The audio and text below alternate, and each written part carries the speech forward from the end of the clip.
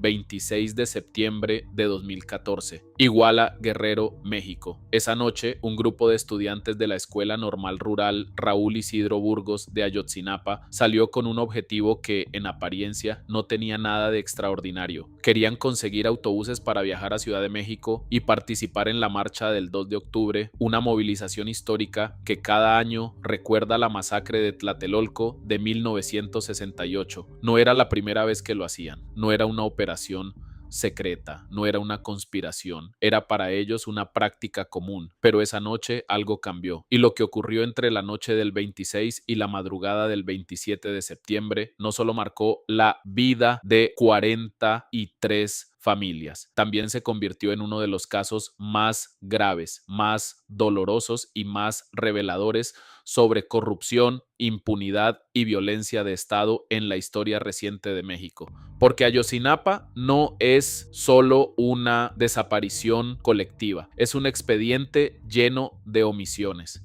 Es una investigación atravesada por tortura, manipulación de pruebas y encubrimientos. Y es, hasta hoy, una herida abierta. Para entender Ayotzinapa, primero hay que entender qué representa esa escuela. La Normal Rural Raúl Isidro Burgos no es una institución cualquiera. Forma parte de una tradición de normales rurales creadas para preparar maestros que trabajaran en comunidades pobres, campesinas e indígenas. Históricamente, estas escuelas se convirtieron en espacios de organización política, protesta social y resistencia, lo que también las volvió incómodas para el poder. Los estudiantes de Ayotzinapa, como muchos normalistas rurales, arrastraban una larga historia de movilización y confrontación con autoridades. Eso importa, porque desmonta una versión muy repetida durante años, la idea de que esa noche los estudiantes estaban haciendo algo excepcional o anómalo. No. Su intención de tomar autobuses para trasladarse a una manifestación era parte de una práctica conocida, aunque conflictiva, dentro del contexto de las normales rurales y sus protestas. Ayotzinapa, desde antes de 2014, ya era una escuela vigilada, estigmatizada y asociada por distintos sectores del poder con radicalismo y conflicto. En otras palabras, no eran estudiantes invisibles, eran estudiantes observados.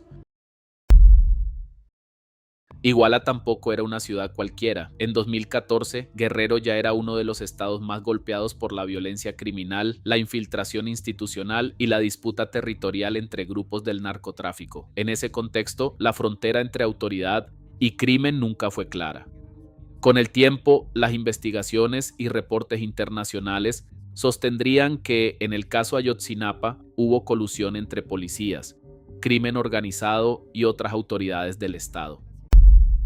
La noche del 26 de septiembre, además, Iguala celebraba un acto político local vinculado al entonces alcalde José Luis Abarca y su entorno. Durante años se repitió que las autoridades temían que los estudiantes irrumpieran o alteraran ese evento. Aunque esa explicación ayuda a entender parte del nerviosismo local, no alcanza por sí sola para explicar la magnitud, coordinación y ferocidad de los ataques, porque lo que pasó después no se parece a una reacción improvisada, se parece más a una operación de persecución. Los estudiantes salieron de Ayotzinapa y llegaron a Iguala para tomar autobuses. En total, utilizaron varios. Durante mucho tiempo, el relato oficial redujo o distorsionó cuántos eran y cómo se movieron. Sin embargo, con el paso del tiempo surgió un dato clave. Las autoridades omitieron la existencia de un quinto autobús en la investigación inicial. Ese camión habría sido interceptado por policías federales. Los estudiantes fueron obligados a bajar y el vehículo fue escoltado fuera de Iguala. Este detalle cambió por completo el panorama, porque abrió una línea de investigación que nunca se exploró a fondo: la posible conexión entre los autobuses y rutas del narcotráfico transnacional. Y eso modifica profundamente la lectura de los hechos. Una de esas teorías es que si uno de esos autobuses tenía alguna relación no detectada o no reconocida con tráfico de droga o intereses criminales de mayor escala, entonces la reacción violenta contra los estudiantes podría no haber sido solo una respuesta local o política, sino parte de algo mucho más grande. Lo que vino después fue una cadena de agresiones en distintos puntos de Iguala y sus alrededores. Los autobuses fueron interceptados, hubo disparos, caos, persecución, desesperación. Los estudiantes intentaron reagruparse, pedir ayuda, entender qué estaba pasando. No pudieron. De acuerdo con reconstrucciones posteriores, fueron atacados por policías municipales y otros cuerpos de seguridad vinculados a una red criminal local. La noche dejó varias personas muertas y decenas de heridos, además de los 43 estudiantes desaparecidos. AP News resume que los jóvenes fueron atacados por fuerzas de seguridad ligadas a un cártel local y que aquella noche quedó marcada por autobuses baleados, sangre y abandono. El número que el mundo recuerda es 43. Pero esa noche no solo hubo desapariciones, también hubo homicidios, heridos y escenas de violencia extrema en distintos sitios, lo que refuerza la idea de que no se trató de un solo episodio desordenado, sino de varios eventos conectados.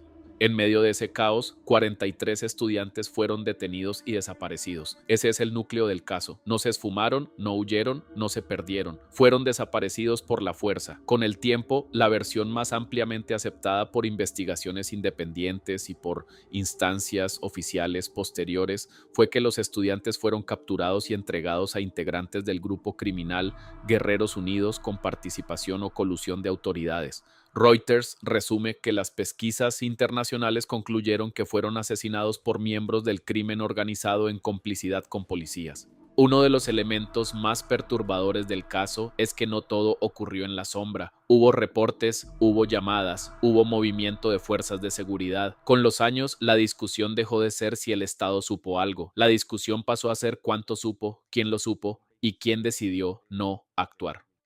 El GIEI y otras investigaciones posteriores apuntaron a colusión entre policías, crimen organizado y elementos de fuerzas armadas o autoridades federales. Wola resumió en 2022 que el informe de la Comisión Presidencial COBAG confirmaba la participación de autoridades de distintas instituciones del Estado y la intervención o conocimiento militar. Reuters también reportó que los expertos señalaron colusión entre policías, Fuerzas Armadas y crimen organizado. Ahí aparece una de las frases más duras que ha dejado este caso. En 2022, la Comisión de la Verdad del gobierno mexicano concluyó que Ayotzinapa fue un crimen de Estado. Esa conclusión fue retomada por Wola y por comunicaciones oficiales del gobierno mexicano, no un error, no un exceso local, no una tragedia aislada, un crimen de Estado. Poco después de los hechos, la entonces Procuraduría General de la República presentó su versión oficial del caso. La bautizó con un nombre que con el tiempo se volvería símbolo de descrédito, la verdad histórica.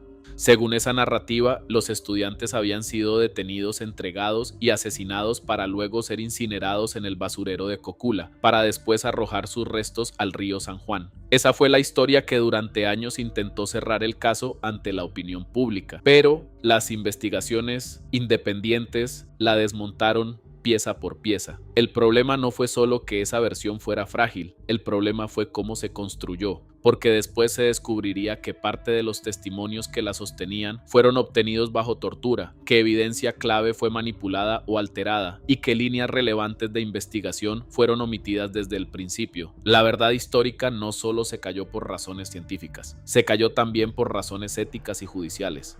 Uno de los golpes más importantes contra la verdad histórica vino del trabajo pericial y de los expertos independientes. El grupo interdisciplinario de expertos independientes concluyó que no existían bases suficientes para sostener la hipótesis de la incineración masiva de 43 cuerpos en el basurero de Cocula en las condiciones planteadas por la PGR. Esa conclusión fue central en la demolición de la versión oficial y marcó un antes y un después en el caso. Al resumir los hallazgos, se insistió en que la investigación gubernamental había omitido elementos clave y no había sostenido adecuadamente esa narrativa. A eso se sumó otro dato demoledor, el famoso quinto autobús omitido. Si desde el principio faltaba una pieza tan importante de la noche, entonces el relato oficial estaba incompleto o deliberadamente sesgado. Y así comenzó el colapso, no de una teoría, sino de la credibilidad institucional del Estado mexicano en uno de los casos más sensibles de su historia reciente.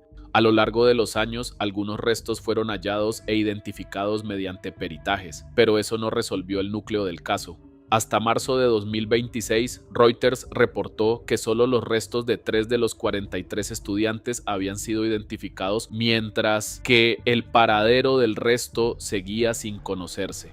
Ese dato es importante porque a veces el volumen mediático del caso da la impresión de que hubo una respuesta contundente del Estado. No la hubo. Hubo diligencias, hubo búsquedas, hubo arrestos, hubo comisiones, pero no hubo una resolución integral, ni una verdad judicial plenamente consolidada, ni una explicación final creíble y completa para cada uno de los 43. Hoy Ayotzinapa sigue abierto. Sigue vivo en tribunales, en informes, en marchas y en la memoria pública de México. En 2026, el gobierno de Claudia Sheinbaum informó que buscaba reactivar la investigación con nuevos análisis telefónicos, nuevas zonas de búsqueda y el posible regreso del grupo interdisciplinario de expertos independientes, incluso con apoyo de Naciones Unidas en el diseño de un nuevo marco de investigación.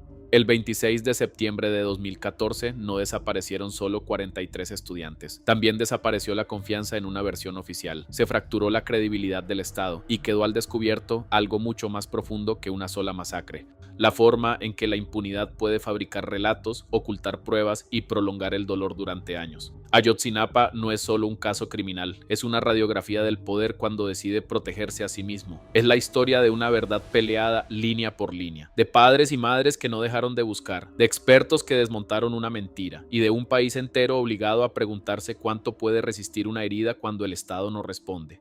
Porque mientras no aparezcan todos, mientras no se conozca toda la verdad, mientras no haya justicia, Ayotzinapa seguirá siendo una pregunta abierta, una pregunta que México no ha podido cerrar y una pregunta que todavía exige respuesta. ¿Dónde están? Si quieres más historias reales, investigadas a fondo y narradas sin versiones cómodas, suscríbete a Decodificando el Misterio. Aquí no venimos a repetir la superficie, venimos a buscar lo que quedó enterrado,